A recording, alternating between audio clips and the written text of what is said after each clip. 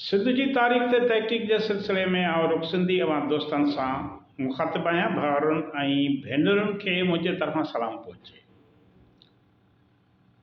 अंग्रेज़ दौर में काफ़ी माण्हू अहिड़ा थी गुज़रिया आहिनि जिन खे सर कोठियो वेंदो हो।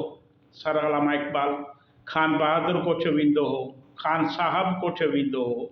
इहे लक़ब छो ॾिना विया, उन्हनि जी ज़रूरत महसूसु छो थी? हाँ खान बहादुर जो है, अज पाण खान बहादुर लक़ब से ॻाल्हाईंदासीं त अंग्रेज़नि कुछ माण्हुनि खे बरे सगीर में हिंद सिंध में खान बहादुर जो लक़ब ॾिनो। हाँ खान बहादुर माना बहादुर अॻुवान। इहो लक़ब जो बरतानिया ते क़ाबिज़ अंग्रेज़ हा, उहे मुसलमान शहरियुनि खे इज़्ज़त ऐं एहतराम ख़ातिर इहो लक़ब ॾींदा हुया, माना बरे सगीर जे मुसलमान शहरियुनि खे। इन खां वरी जेको घटि दर्जे वारो लक़ब हो उहो खान साहब, माना हिकिड़ा खान बहादुर हूंदा, उन खां हेठि सतह ते वरी खान साहब हूंदा। वरी जेके हिंदू हूंदा हुआ बरे सगीर में, उन्हनि खे खान बहादुर जे वरी बराबरि हिकिड़ो लक़ब ॾींदा हुआ, राय बहादुर। उहे मेडल बि ॾींदा हुआ, राय बहादुर उहे मेडल ॾिना वेंदा हुआ। उन खां वरी हिंदुनि वटि जेको घटि दर्जो हूंदो हो, राय साहब, हाणे इहे वरी हिंदुनि खे लक़ब ॾींदा हुआ। हाणे हीअ जेके लक़ब आहिनि, ॿुधायो त इहो थो वञे त हिननि लक़बनि जी मुग़लनि शुरूआत कई।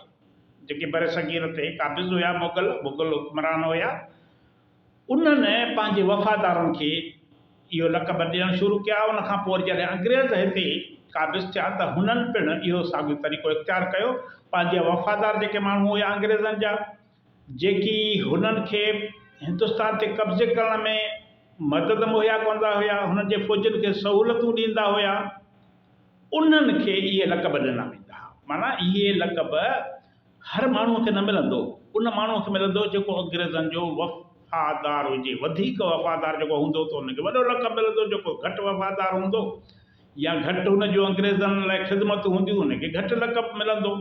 अहिड़ी तरह हिननि ॿिया बि लक़ब ॾिना, जेके सरदार बहादुर जो लक़ब ॾिननि, दीवान बहादुर जो, राय बहादुर जो, सरदार साहब, इहे माना सभु लक़ब अंग्रेज़नि हितां जे माण्हुनि खे, वॾनि माण्हुनि खे ॾिना, पीरनि मीरनि जागीरदारनि खे ॾिना। ऐं बरतानिया जो जेको बादशाह हूंदो हो जॉर्ज पंजूं, उहो 12 डिसंबर 1911 में दिल्ली आयो, उते दरबार लॻी। माना उन्हनि सभिनी माण्हुनि खे घुरायो वियो 1911 में पहिरियों दफ़ो, जेकी अंग्रेज़नि जा वफ़ादार हुया, बरे सगीर ते कब्ज़े में जिन मदद कई। उन खां पोइ हिननि जे फ़ौजियुनि खे सहूलियतूं ॾिनियूं, अंग्रेज़नि जे सिविल सर्विसिस में ख़िदमतूं सर अंजाम ॾिनियूं।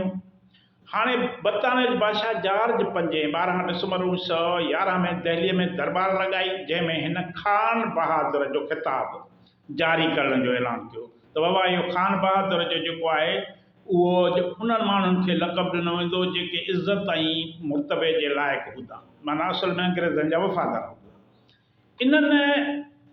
इन एज़ाज़ लाइ, खान बहादुर जो एज़ाज़ लाइ माण्हुनि जी जेका चूंड कई वई, उहा 3 क़िस्मनि जा हुआ। हिकिड़ा आम शहरी जेके वफ़ादार साबित थिया अंग्रेज़नि जा, ॿिया वरी जेके फ़ौज जा ऑफिसर हुया, ॿिया वरी जेके सिविल खाता हुआ, उन्हनि में वायसराय जा कमीशन ऑफिसर हुया जिन वफ़ादारी कई, बहादुरी जा कम ॾेखारिया। ऐं टिया वरी अहिड़ा माण्हू हुआ जेकी अवामी ख़िदमत कंदड़ हुया, अवामी ख़िदमत जा कारनामा कंदड़ हुया।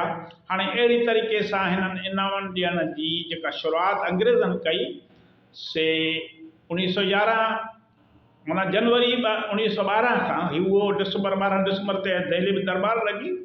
ऐं हीअ लक़ब जेके ॾिना विया बाक़ाइदे माण्हुनि खे घुराए करे, त उहा उनजी अमली शुरूआत जेका जनवरी 1912 में थी ऐं 1947 ते जारी रही, माना जेसिताईं अंग्रेज़नि जो कब्ज़ो हुयो।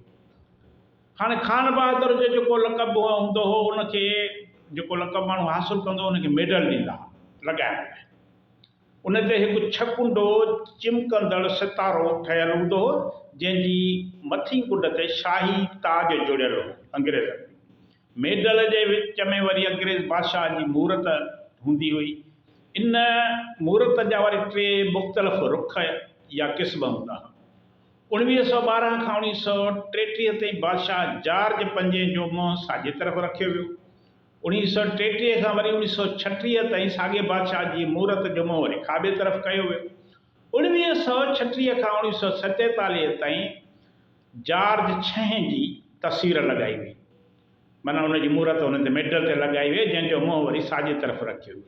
मेडल जे पुठे पासे मेडल हासिलु कंदड़ जो नालो उकिरियल हूंदो, फलाणो साहब खान बहादुर। अहिड़े तरीक़े सां ॿिया बि हिननि लक़ब ॾिना ब्रिटिश इंडिया में, उन्हनि में मेडल बि ॾिना, ख़िताब बि ॾिना, Kesare Hind, imperial service medal, ॿिया तमामु घणा, उन ते पाण बाद में ॻाल्हाईंदासीं।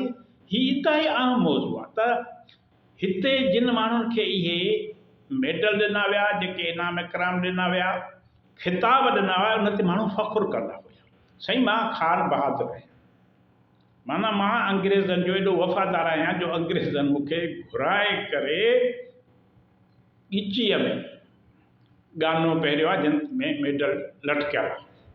माना उहो असल में हितां जी माण्हुनि जी आज़ादी लटकियल हूंदी मेडलनि में।